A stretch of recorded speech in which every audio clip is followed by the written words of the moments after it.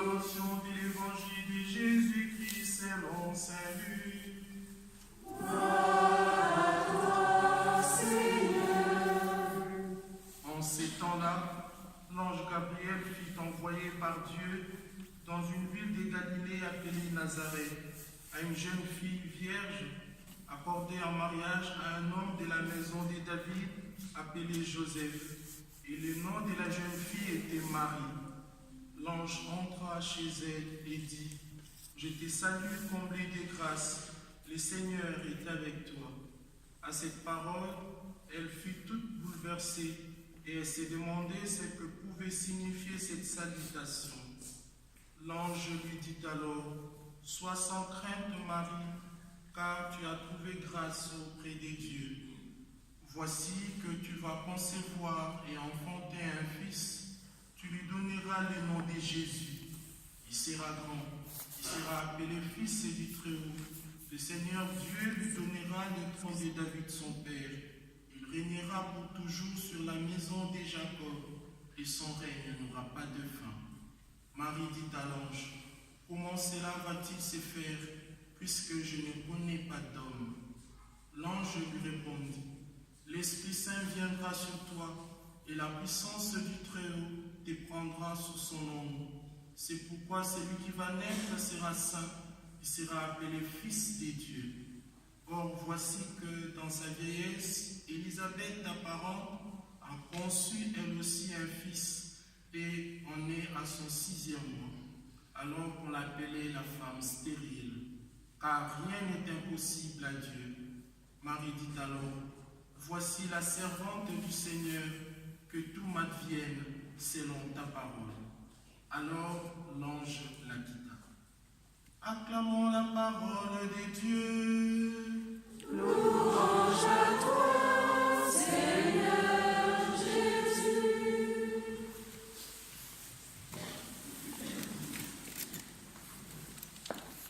C'est vrai qu'aujourd'hui c'est la fête, c'est vrai. Mais avoir le nombre, je me dis, est-ce que c'est dimanche ou c'est samedi? Chaque samedi, on n'est pas si nombreux comme ça. Pourquoi? Chaque samedi, on devait être comme ça, nombreux.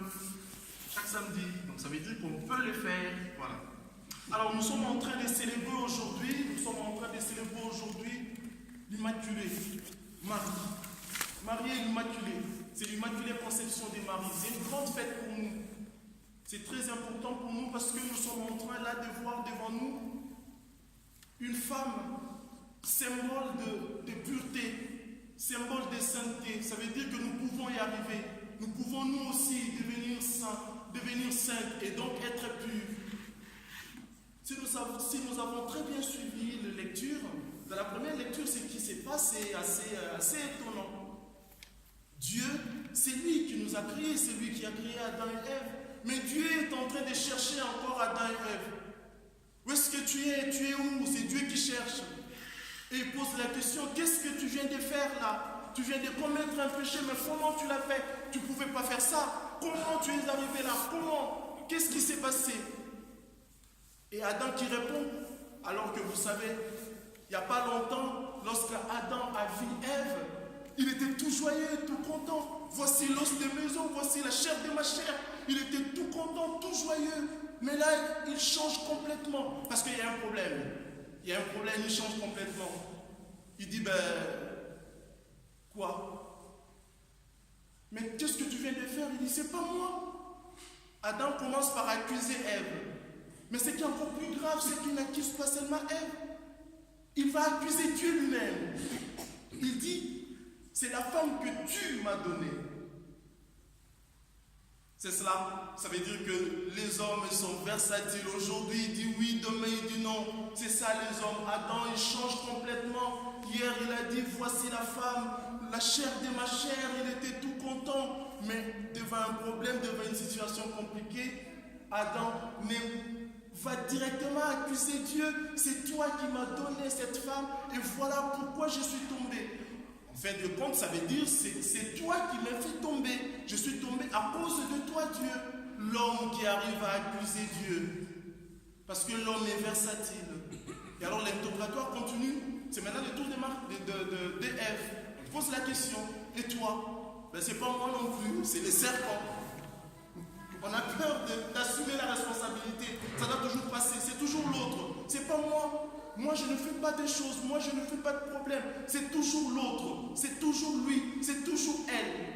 En tout cas, au cours de ces célébrations eucharistiques, nous allons faire vraiment un effort de conversion pour être capable d'assumer certaines choses. De dire, c'est vrai, c'est moi. C'est vrai, là, c'est vraiment moi qui l'ai fait. Alors, au serpent, le Seigneur dit tout ce qu'il a dit. Mais pour la femme, cette femme, nous pourrons dire, c'est par elle, Ève, que le mal est entré dans le monde. Nous avons été entraînés dans le mal par elle. Et Dieu, comme il est capable de tout changer, de tout modifier pour donner une véritable vie, pour changer tout. Et c'est donc par la femme aussi que Dieu nous donne le salut.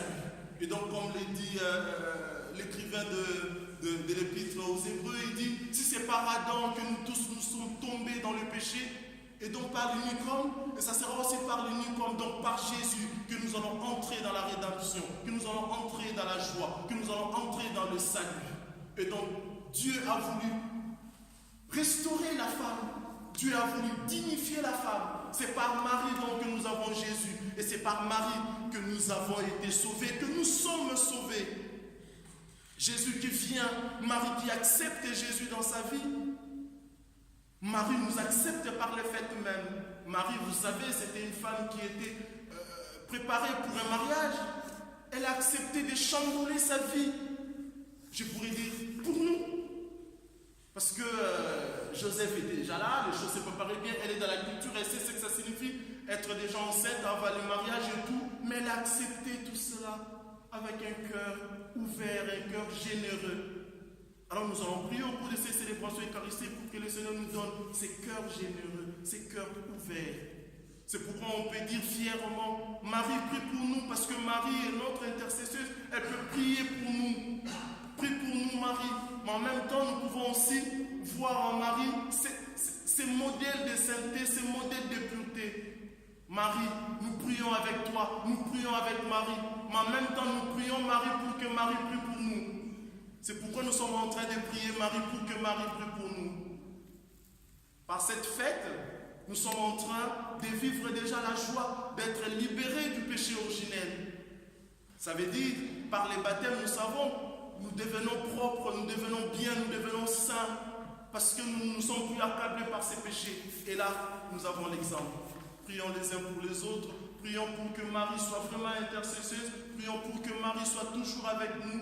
Elle est notre mère, elle est avec nous, elle est vraiment là pour nous. Amen.